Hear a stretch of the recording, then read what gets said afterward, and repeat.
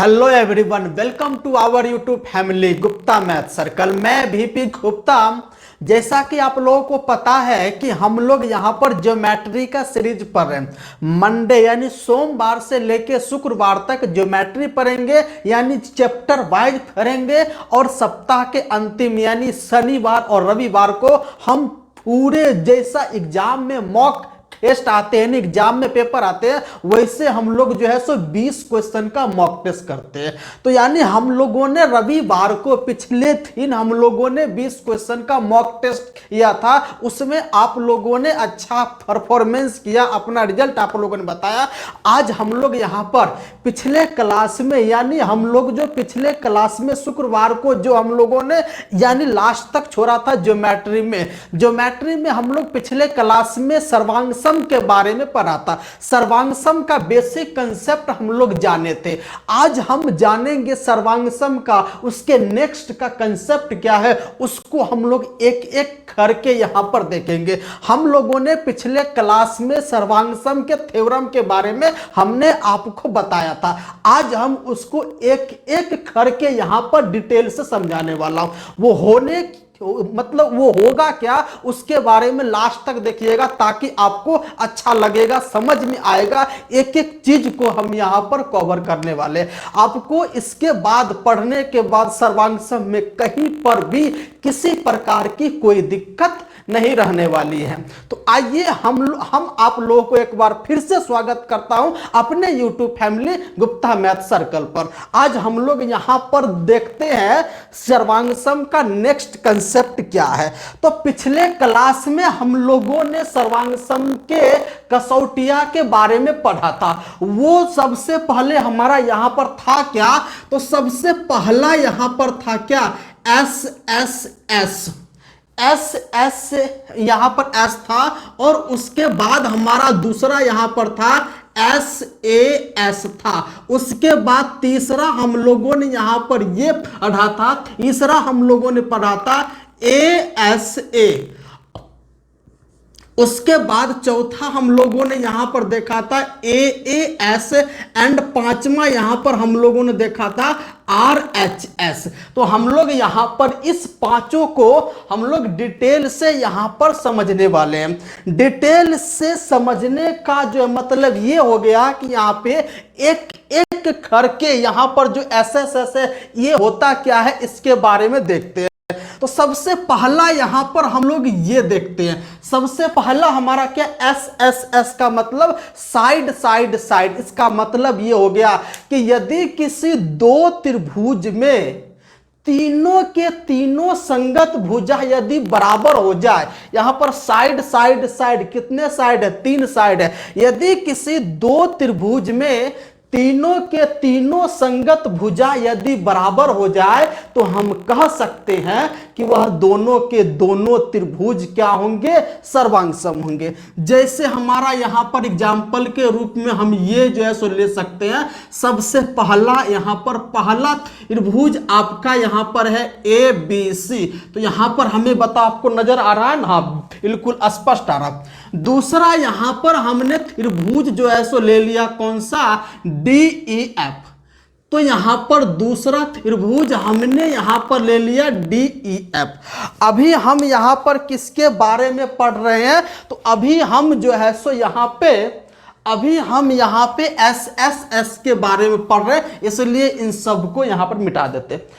यह दोनों के दोनों त्रिभुज तभी सर्वांग सम होंगे जब इसमें AB बराबर DE के, BC बराबर EF के, एंड AC बराबर DF के हो जाए। तो यहां पर आपका होना क्या चाहिए, यदि AB बराबर DE हो जाए, BC बराबर EF हो जाए, एंड आपका नेक्स्ट AC बराबर DF हो जाए, तो ये रहा साइड, ये रहा साइड, ये रहा साइड, ये रहा साइड, ये रहा साइड, ये रहा साइड हमने, हाँ तो ये SSS से होगा क्या, दोनों त्रिभुज ABC और त्रिभुज DEF दोनों के दोनों क्या हो जाएंगे, सर्वांगसम हो जाएंगे। होगा क्या, जब ये तीनों संगत भुजा बराबर हो जाए तो दोनों के दोनों त्रिभुज सर्वांगसम हो जाए। यदि दोनों त्रिभुज यदि सर्वांगसम हो गए, ये दोनों त्रिभुज यदि सर्वांगसम हो गए तो हमने आपको बताया था कि इसका प्रत्येक संगत भाग बराबर होगा। प्रत्येक संगत भाग का मतलब हो गया इसके तीनों संगत कोण बराबर होगा। इसको हाँ, तो इसका जो है सो जो मीडियन होगा वो भी बराबर होगा। इसका जो ऊंचाई, इसकी जो संगत ऊंचाई होगी वह भी आपका इक्वल होगा। इसका आपका इन रेडियस दोनों का इक्वल होगा। दोनों का सरकम रेडियस आपका यहां पर इक्वल होगा। दोनों का पेरीमीटर यानी परिमाप हमारा इक्वल होगा और दोनों का क्षेत्रफल भी हमारा क्या होगा, इक्वल होगा। कब, जब दोनों त्रिभुज किसी भी हाल में सर्वांगसम हो जाए तो यहां पर हम ये कह सकते हैं कि एवरी तो नहीं ऑल, तो यहां पर हम ये निष्कर्ष जो निकाल सकते, ऑल कॉरेस्पॉन्डिंग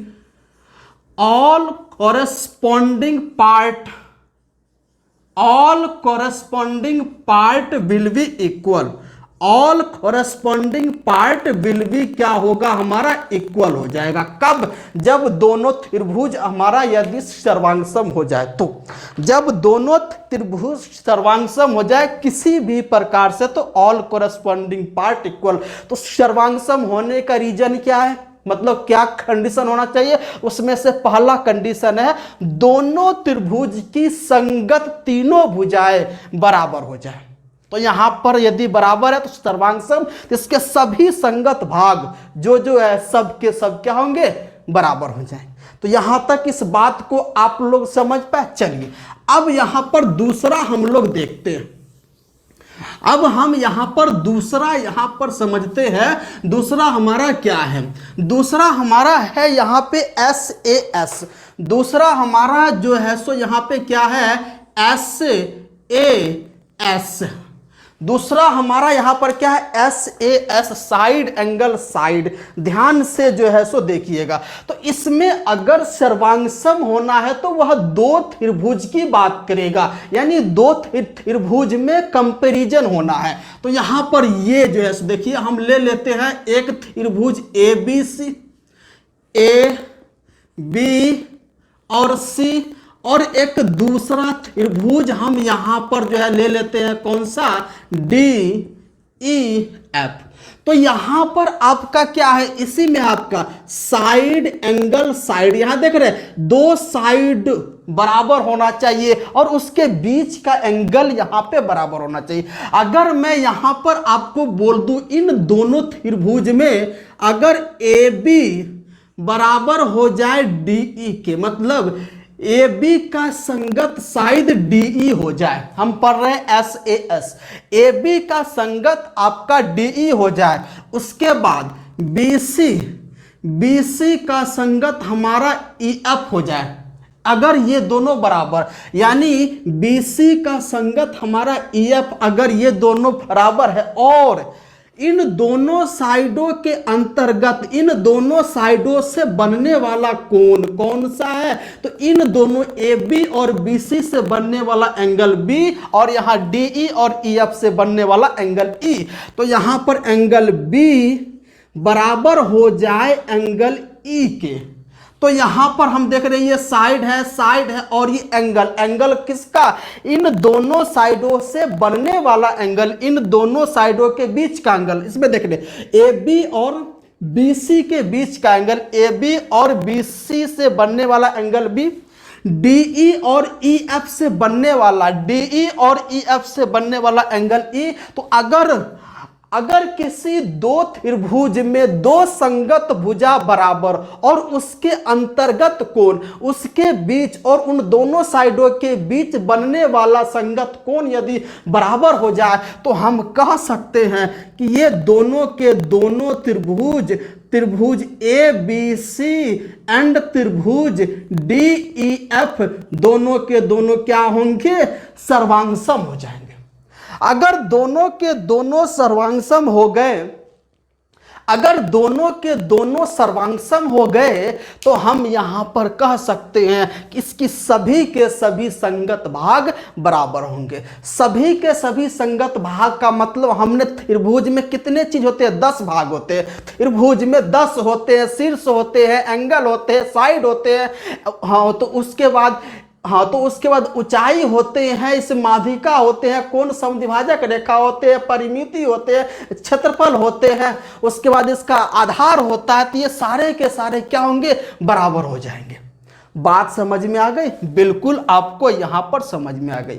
अगर मैं यहां पर बोलूं, अगर यह b बराबर e अगर ना हो, तो अगर इसमें कुछ आपका ऐसा हो जाए, AB बराबर DE और उसके बाद BC बराबर EF एंड उसके बाद एंगल C बराबर एंगल F हो जाए।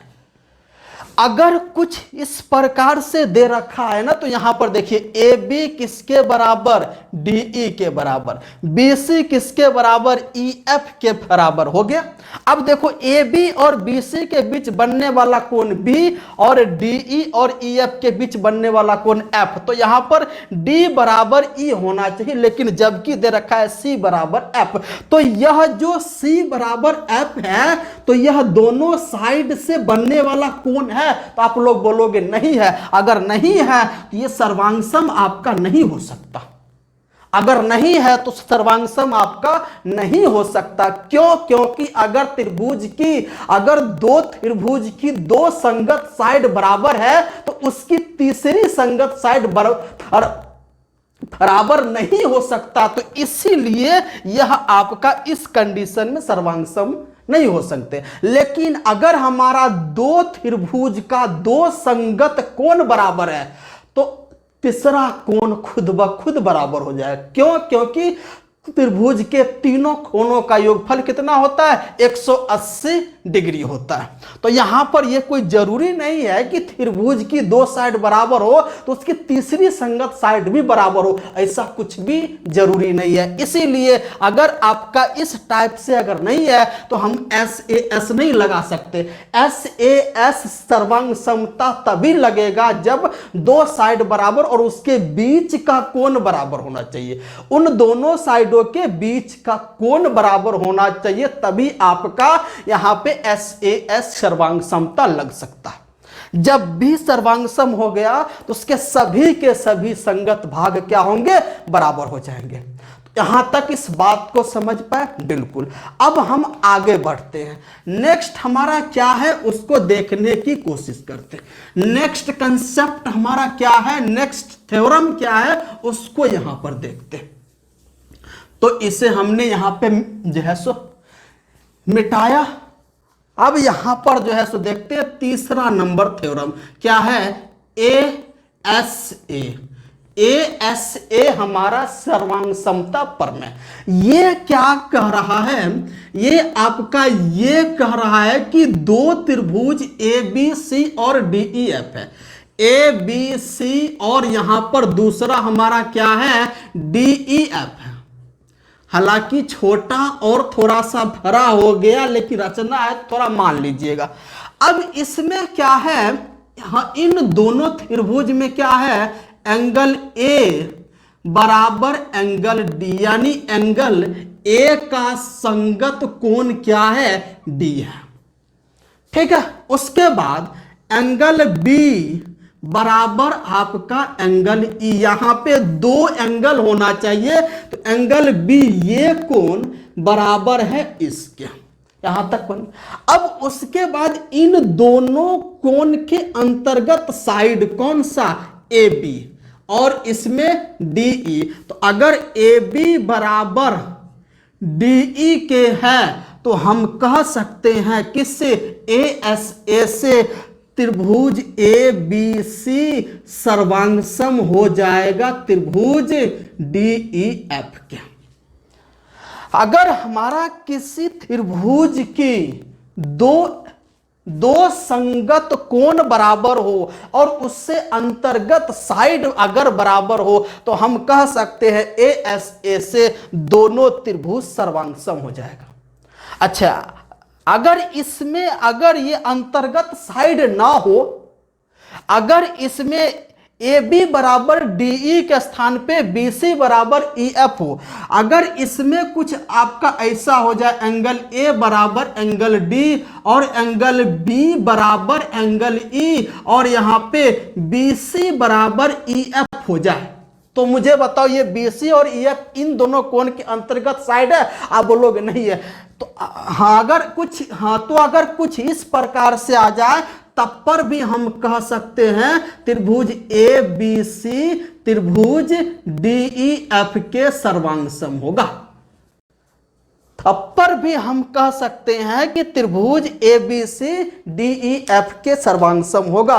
तो यह जो आपका थ्योरम हो जाएगा यह कहलाएगा ए ए एस, ये आपका हो जाएगा ए ए एस और आपका ये हो जाएगा ए एस ए।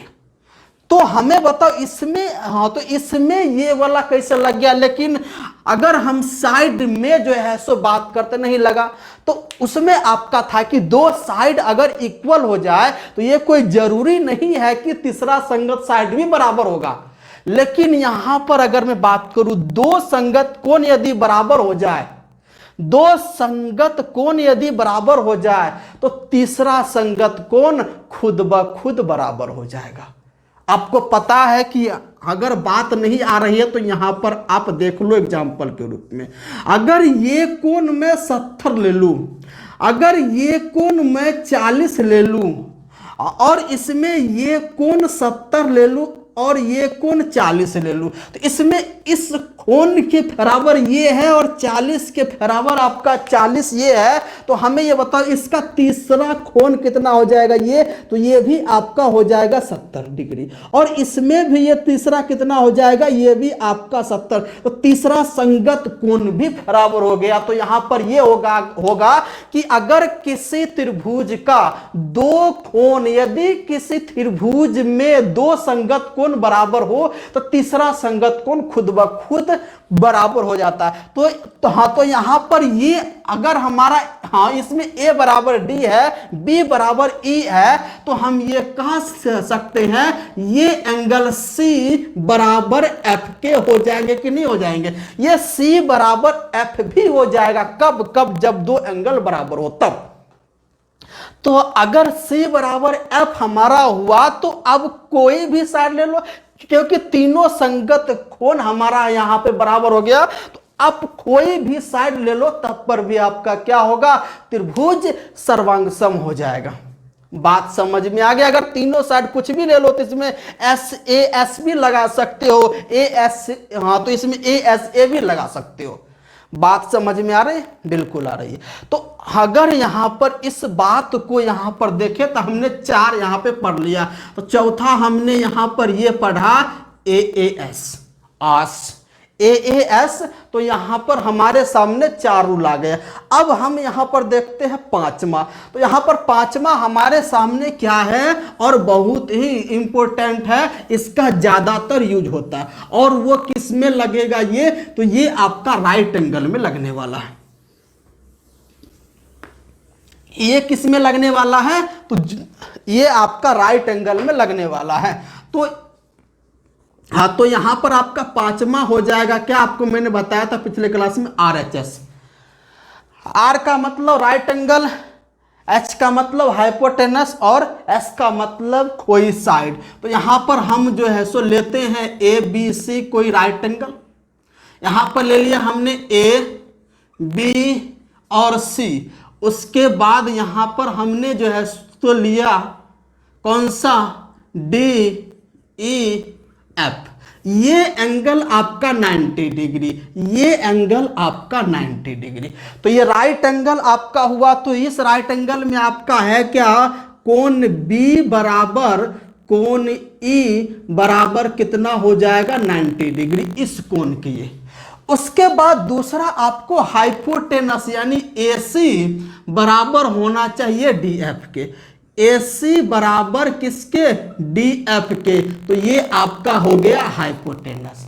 अब उसमें से कोई एक साइड या तो ऊपर वाला या तो नीचे वाला, तो अगर ये साइड इसके इक्वल हो जाए तो यहां पर मैं बोलूं ए बी बराबर डी ई के, तो यह आपका साइड है। अगर इस प्रकार से अगर हो जाए तो हम कह सकते हैं यहां पर त्रिभुज ए बी सी होगा वह त्रिभुज डी ई एफ के सर्वांगसम कॉन्ग्रुएंट होंगे क्या, दोनों के दोनों सर्वांगसम होंगे। अब यहां पर यह बात आती है, इस हाइपोटेनस अगर हमारा इक्वल ना हो, उसके अलावा कोई दूसरा साइड इक्वल हो जाए, अगर यहां पे हाइपोटेनस को हटा दो, ये इक्वल ना हो, अगर हमारा ये इक्वल हो जाए तो भाई यहां पे कह सकते हैं ना एस ए एस तो लगेगा ही। अगर हाइपोटेनस अगर इक्वल ना हो तो यहां पर इसमें भी तो लग रहा है एस ए एस, ये आपका साइड, ये एंगल और ये साइड, इसमें साइड एंगल और साइड, तो यहां पर स्पेशल एक हमारा आ गया। तो इसके बीच का कोण अगर बराबर ना हो, अगर इसके बीच का कोण, दो साइडों के बीच का कोण यदि बराबर ना हो, लेकिन अगर राइट एंगल में हाइपोटेनस अगर यहां पे बराबर हो जाए तो यहां पर हम लोग आर एच एस लगा के हम दोनों के दोनों त्रिभुज को सर्वांगसम प्रूफ कर सकते हैं।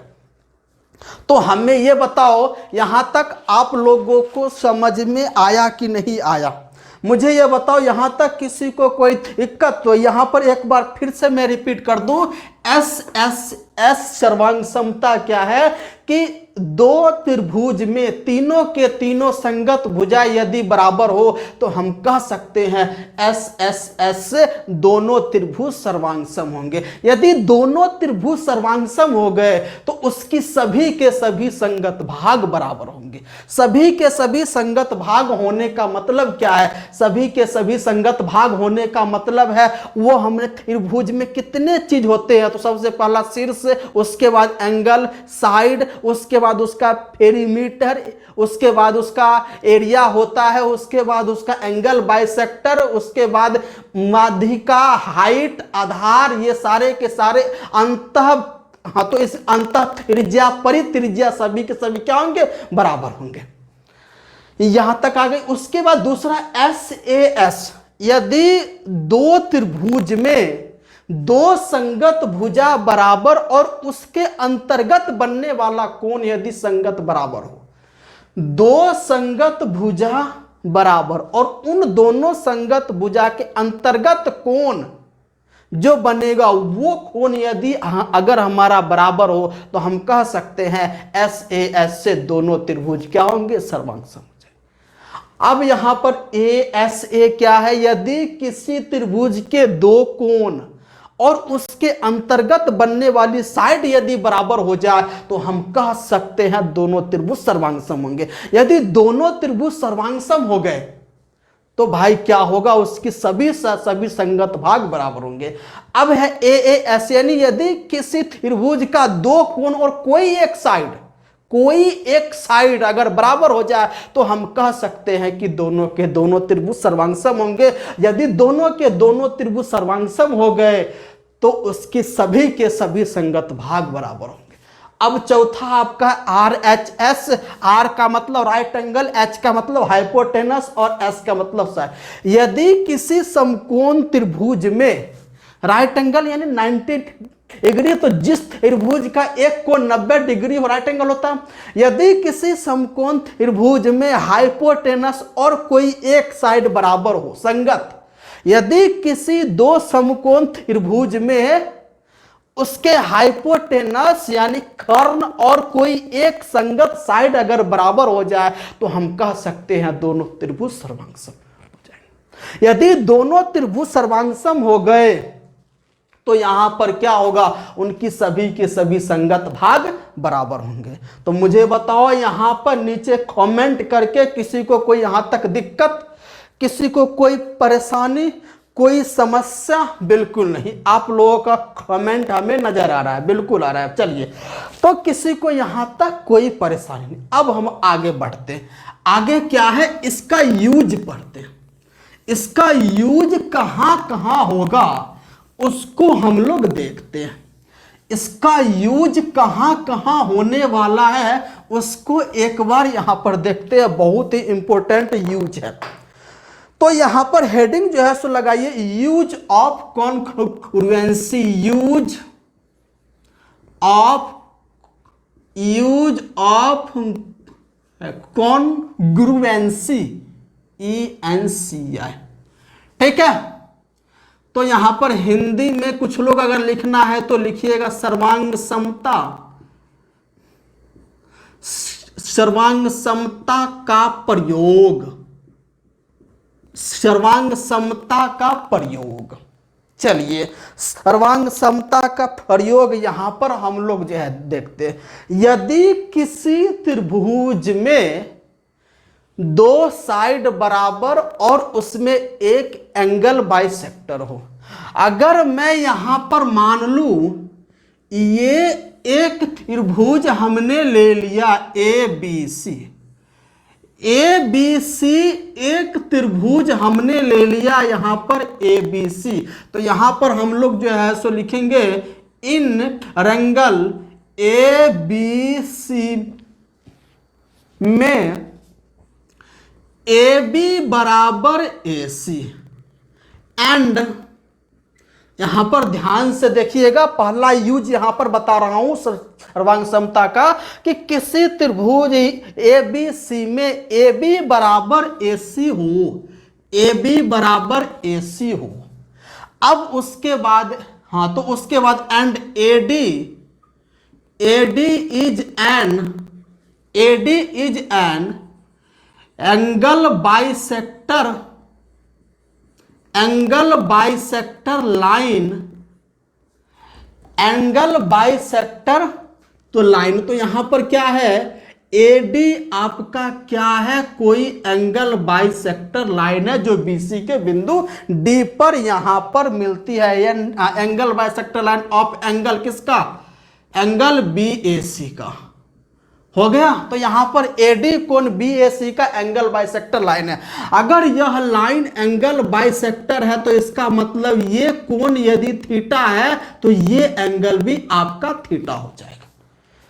बस इतना ही आपको जानना है। इसमें कितने चीज आपका दिया हुआ है, दो चीज, पहला AB बराबर AC और उसके बाद ये AD है एंगल A का एंगल बाइसेक्टर लाइन है। तो अगर इस टाइप से हो जाए तो इसका रिजल्ट क्या क्या होगा, इसका रिजल्ट क्या क्या हो सकता है उसको आप लोग ध्यान से देखिएगा। इसका रिजल्ट क्या क्या हो सकता है, तो सबसे पहला रिजल्ट आपका ये होगा एंगल B बराबर हो जाएगा एंगल C के। बोलो किसी को यहां पर दिक्कत, एंगल B बराबर हो जाएगा एंगल C के। किस कंडीशन, पहले स्टेटमेंट देखिए, पहले आपको यहां पे स्टेटमेंट को समझना है, उसके बाद इसके प्रूफ को समझना है। तो इसका यहां पर यह स्टेटमेंट यहां पर यह कह रहा है कि यदि किसी त्रिभुज ABC में दो साइड बराबर हो जाए AB और AC और उसके बीच का कोण समद्विभाजक लाइन AD हो जाए तो क्या क्या रिजल्ट होगा। सबसे पहला रिजल्ट आपका होगा एंगल B बराबर एंगल C। दूसरा रिजल्ट आपका यहां पर यह हो सकता है, जो हमने जो एंगल बाइसेक्टर जो लाइन खींचा AD वह BC पर लंब हो जाएगा, वह AD BC पर लंब हो जाएगा। तो जो ही यह AD BC पर लंब हुआ तो इसका मतलब कह सकते हैं कि AD जो होगा उस त्रिभुज के लिए ABC के लिए हाइट होगा। अरे बोलो होगा कि नहीं होगा। तो हमने हाइट का डेफिनेशन आपको बताया था क्या, कि यानी किसी आधार पे सामने वाले शीर्ष से डाली गई लंबवत दूरी जो होगी वही आपका हाइट होगा। तो अगर यहां से एंगल बाइसेक्टर निकला तो सामने वाले पे जाके हाइट हो गया, यानी लंब हो गया। उसके बाद तीसरा आपका होगा क्या, जो ही यहां पर आके यहां से मिला हाइट हुआ, साथ ही साथ इसको दो बराबर भागों में बांट दिया, मतलब यहां पर BD बराबर DC हो गया।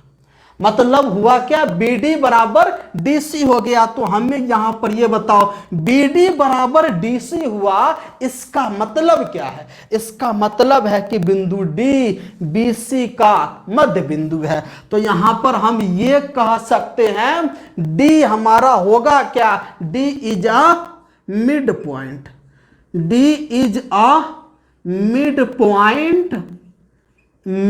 पॉइंट ऑफ BC, यानी D BC का क्या होगा, यहां पे मध्य बिंदु होगा। उसके बाद अगर यह मध्य बिंदु हो गया तो ध्यान से देखो, यानी यदि किसी शीर्ष से कोई लाइन गुजरी और सामने वाली साइड को दो बराबर भागों में बांट दिया तो वह लाइन क्या कहलाएगा, माध्यिका कहलाएगा। तो यहां पर ये हम लोग बोल सकते हैं AD is a median, AD हमारा यहां पर मीडियन का भी काम करेगा। तो यहां पर हमारे पास दो स्टेटमेंट था, मात्र दो, क्या, AB बराबर AC और यहां पे AD एंगल A का एंगल बाइसेक्टर था। तो रिजल्ट यहां पर निकल के आ गया 3। तो यहां पर हम देखें तो 1 2 3 4 5 यानी 5 टर्म है। अगर इस 5 टर्म में से कोई 2 टर्म दे दे, ध्यान से मेरी बात को सुनिएगा और इसको समझने की कोशिश कीजिएगा। इन 5 टर्म, पहला टर्म ये, दूसरा AD आपका एंगल बाइसेक्टर यानी एंगल ये बराबर ये, और यहां पे 3 4 5 टर्म, अगर इन पांचों टर्म में से कोई दो टर्म दे दे तो हम कह सकते हैं ये पांचों आपका होगा। 3 और शेष 3 खुद ब खुद बराबर हो जाए। हो सकता है इसमें आपका ये दे दे और आपका ये दे दे, अगर ये दे दिया और ये भी दे दिया, इसका मतलब शेष 1 2 3 खुद ब खुद आपका बराबर होगा। अगर आपका इसमें ये दे दे और ये दे दे तो बच गया 1 2 और ये 3 खुद ब खुद आपका बराबर हो जाएगा। बोलो यहां तक इस बात को समझ पाए, है ना? तो इसको समझने के लिए हम लोग यहां पर एक, सबसे पहले ये जो है सो एक कहानी सुनते हैं। होता क्या है, एक बार की बात है, इसको आप लोग सबसे पहले नोट कीजिए और उसके बाद में आपका इसका प्रूफ बताऊंगा। इसका प्रूफ तो यहीं पे हो जाएगा, सिंपल सा, इसका छोटा सा ही तो प्रूफ है। इसका प्रूफ आपका इतना ही में आराम से हो जाएगा, इतना में, है ना, इतना सा बॉक्स बना इसी में हो जाएगा। तो यहां पर एक बार की जो है सो बात है, मतलब एक फैमिली में एक बेटा था और एक जो मम्मी थी। तो वहां पर हुआ क्या कि रिश्तेदार में एक शादी हो गई, रिश्तेदार में बहन की शादी थी। तो उसके बाद यहां पर भी फैमिली में यहां पर भी रहना था और रिश्तेदार में शादी भी अटेंड करना था। तो उस जो लड़के की जो मम्मी थी उन्होंने अपने बेटे को बोला, बेटा लो कुछ पैसे, लो कुछ ये लो और अपने रिश्तेदार में शादी को अटेंड कर लो और कुछ शगुन दे देना। अब ध्यान से इस बात को सुनना, उस बेटे को काम मिला क्या, जाओ रिश्तेदार में शादी है, शादी को अटेंड करना और शगुन देना और वापस आ जाना। कितना काम था, शादी में जाना और शगुन दे के वापस आ जाना, मतलब खाना वाना खा के। तो यहां पर इसको हम लोग इससे रिलेट करते हैं। तो यहां पर आपका था क्या कि आपका पहला था स्टेटमेंट कि ABC एक त्रिभुज में ये साइड और ये साइड बराबर है, और उसके बाद दूसरा यहां पर क्या था, दूसरा, पहला यहां पर शादी में जाना तो ये साइड बराबर, दूसरा था कि शगुन देके वापस आ जाना। तो शगुन देने का अर्थ है कि यहां पर इस कोण को 2 बराबर भागों में बांट के आगे जा रहा।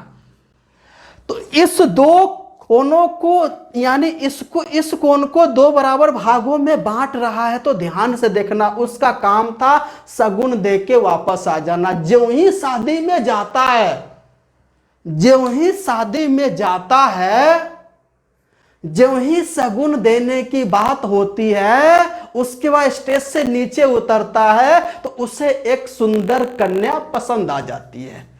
होता क्या है, जो ही सगुन देके स्टेज से नीचे उतरता है उस लड़के को सुंदर कन्या पसंद आ जाती है और वो भी उसी रिश्तेदार का होता है, वो भी उसके साथ आगे चल के शादी कर लेता है।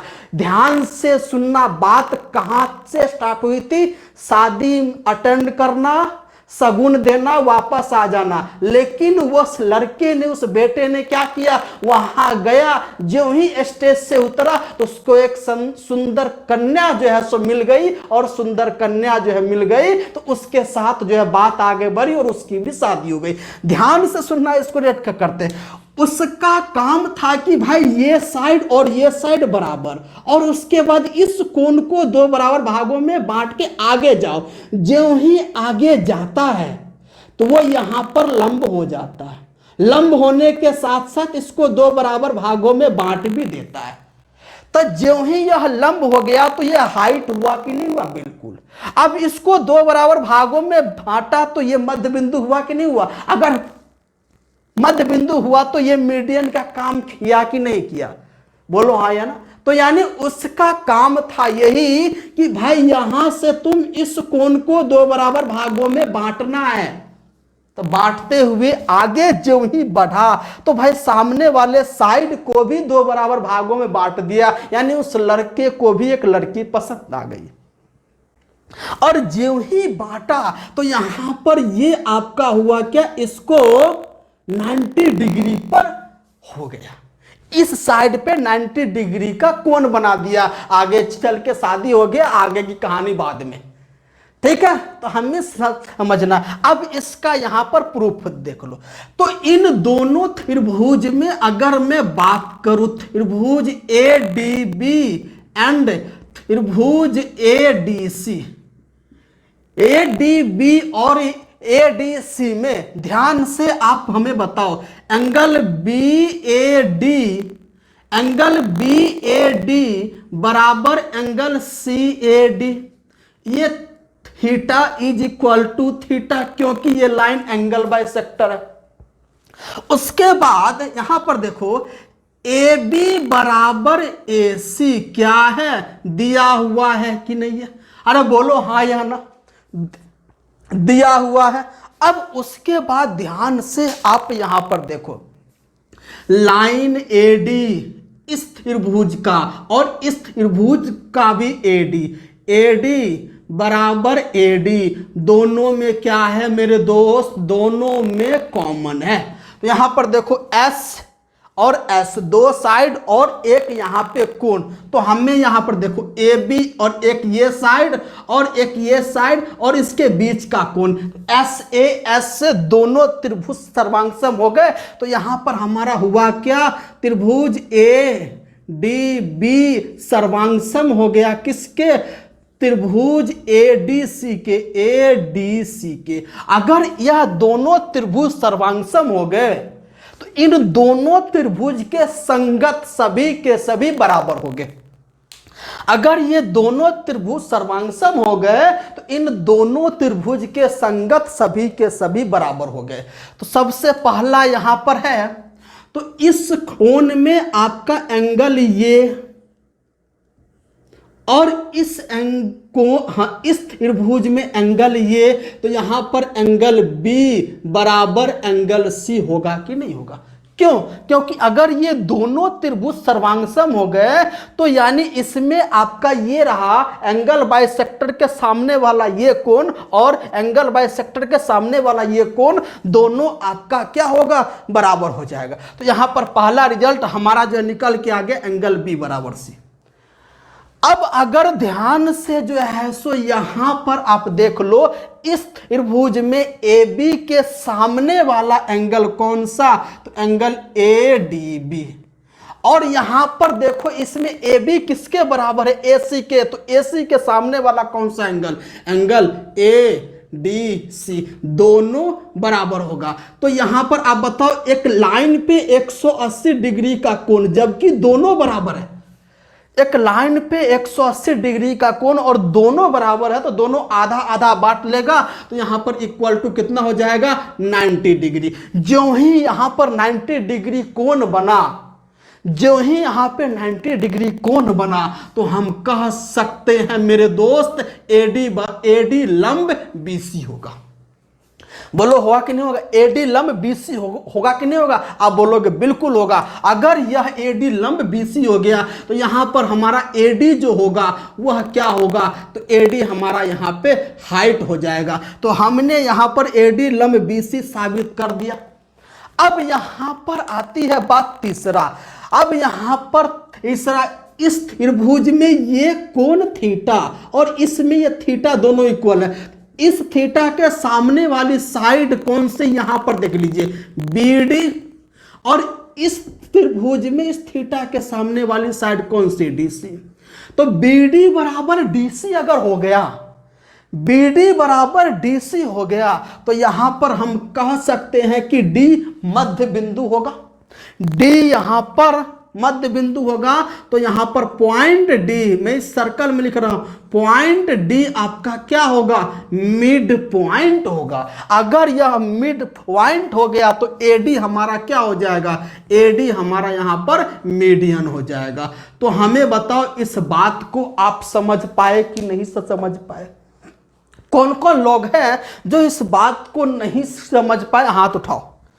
जो लोग इस बात को नहीं समझ पाए हैं हाथ उठाओ। हाथ किसी का नहीं उठेगा। बिल्कुल एक एक चीज को मैंने समझाने की कोशिश की है, बिल्कुल बेसिक से एक एक बात को लेकर यहां पर हमने आपको बताया। ऐसा हो ही नहीं सकता कि आपको समझ में ना आए। एक एक चीज आपको यहां पे समझ में आएगा। तो चलिए इस बात को समझ पाए? बताओ हाँ या ना? तो हाँ, तो अगर आप इस बात को समझ पाए तो अपने नोटबुक में लिख लीजिए। लिखिए नोटबुक में,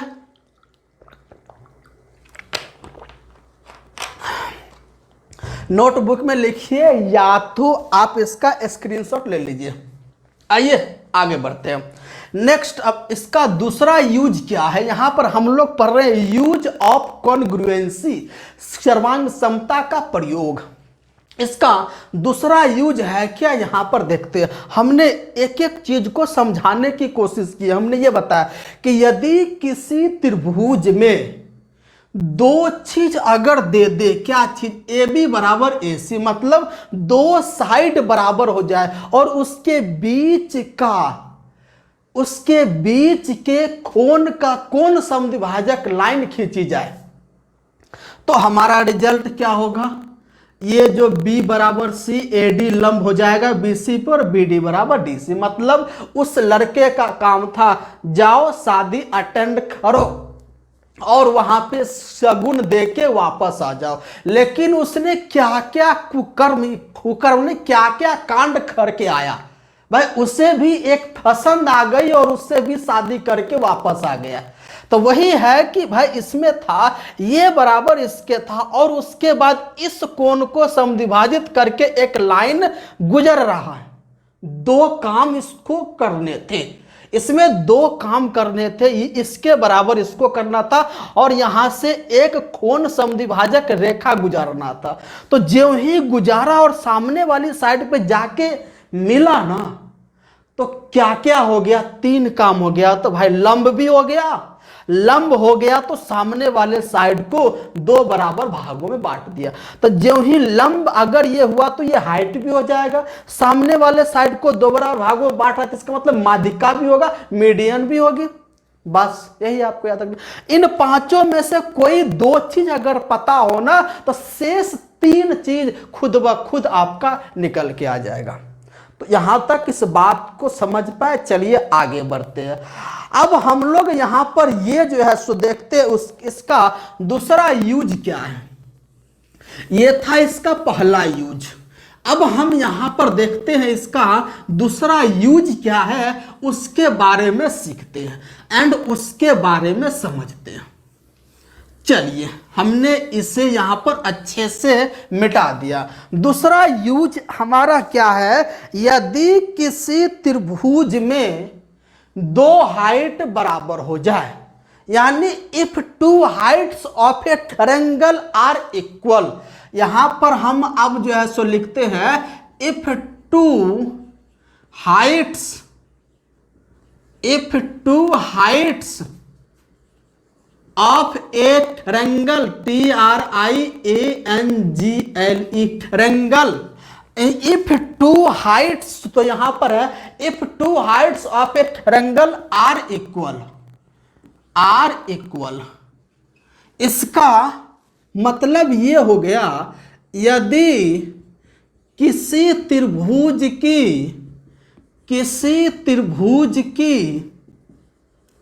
दो ऊंचाई बराबर हो, यदि किसी त्रिभुज की दो ऊंचाई बराबर हो तो निष्कर्ष में निकल क्या सकता है, तो निष्कर्ष में निकल ये सकता है कि ये जो त्रिभुज होगा इसकी दो साइड भी बराबर होगी, यानी ये जो त्रिभुज होगा वह कौन सा त्रिभुज होगा, समद्विबाहु त्रिभुज होगी। यदि किसी त्रिभुज की दो हाइट्स बराबर हो जाए या दो माध्यिका बराबर हो जाए तो वह त्रिभुज आपका क्या होगा, समद्विबाहु त्रिभुज होगा। यदि किसी त्रिभुज की तीनों हाइट्स, तीनों ऊंचाई या तीनों माध्यिका बराबर हो जाए तो हम कह सकते हैं कि वह त्रिभुज समबाहु होगा। बात समझ में आ रही? अगर किसी त्रिभुज की दो हाइट बराबर तो इसका मतलब ये निकल के आ गया दो साइड बराबर। अगर दो साइड बराबर हो जाए तो दो हाइट भी यहां पे बराबर हो जाएगा। अगर किसी त्रिभुज की दो माध्यिका अगर बराबर हो तो उसकी दो साइड भी बराबर होगी। अगर यहां पे तीनों माध्यिका बराबर हो जाए तो हम कह सकते हैं तीनों साइड बराबर। अगर तीनों ऊंचाई बराबर हो जाए तो कह सकते हैं तीनों साइड बराबर हो जाएगा। तो अगर तीनों साइड अगर हो गया आपका बराबर तो वह जो त्रिभुज होगा समबाहु होगा। अब हम इसको साबित करते हैं, है ना, ध्यान से देखिएगा। तो यहां पर हम ये देखते हैं क्या, तो मान लिया जाए ये एक त्रिभुज है, कौन सा, इसका नाम रख दो ए बी और सी। अब यहां पर दो हाइट खींचते हैं, एक यहां से BD ये और एक दूसरा यहां से हाइट मैंने लिया E, है ना, हो गया। तो यहां पर BD एंड CE क्या है, हाइट्स है, हाइट्स है, बात खत्म। ये BD आपका क्या है और उसके बाद वह दोनों के दोनों हाइट्स मतलब BD बराबर CE है। दोनों के दोनों हाइट्स आपका क्या है, यहां पे बराबर है। अब आप ध्यान से देखिएगा कौन कौन से त्रिभुज में, उसमें जिसमें मैं साफ बना रहा हूं।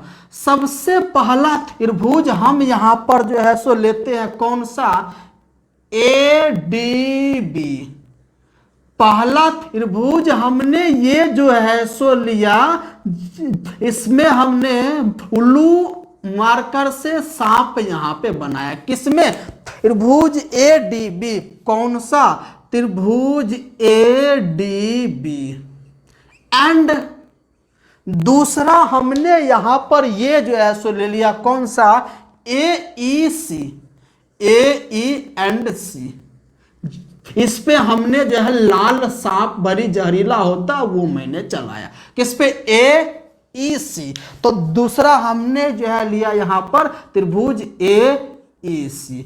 अब ध्यान से आप देखो इन दोनों त्रिभुज में ADB में एंगल A और AEC में एंगल A, यानी एंगल A बराबर हो गया एंगल A, यानी दोनों में, ठीक है।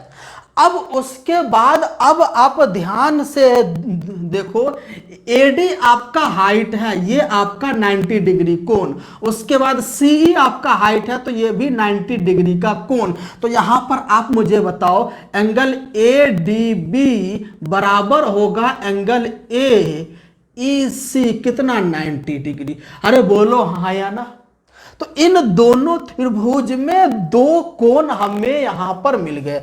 अब यहां पर ध्यान से देखो, इस त्रिभुज में ए डी बी में बी डी साइड और ए ई सी में सी ई साइड, तो यहां पर बी डी बराबर है सी ई जो कि दिया हुआ है। तो यहां पर हम देख रहे हैं ए एस से दोनों त्रिभुज हमारा क्या हो गया, सर्वांगसम हो गया।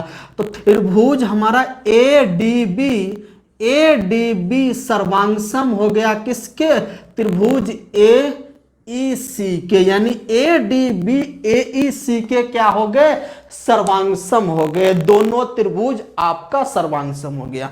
जब ही दोनों त्रिभुज सर्वांगसम हो गया तो हम यहां पर ये कह सकते हैं कि उनकी संगत सभी के सभी भाग क्या होंगे, बराबर हो जाएंगे। उनके संगत सभी के सभी भाग क्या होंगे, बराबर हो जाएंगे।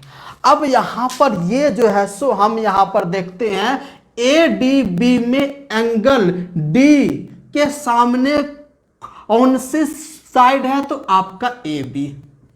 अब उसके बाद देखो ए ई सी में एंगल ई के सामने कौन सी साइड है, तो ए सी। यहां पर ए बी बराबर ए सी हुआ कि नहीं हुआ। अगर ए बी बराबर ए सी हो गया तो इसका मतलब हो गया कि वह जो त्रिभुज होगा आइसोसेलस होगा, आइसोसेलस होगा। वह त्रिभुज आपका कौन सा होगा, तो समद्विबाहु होगा।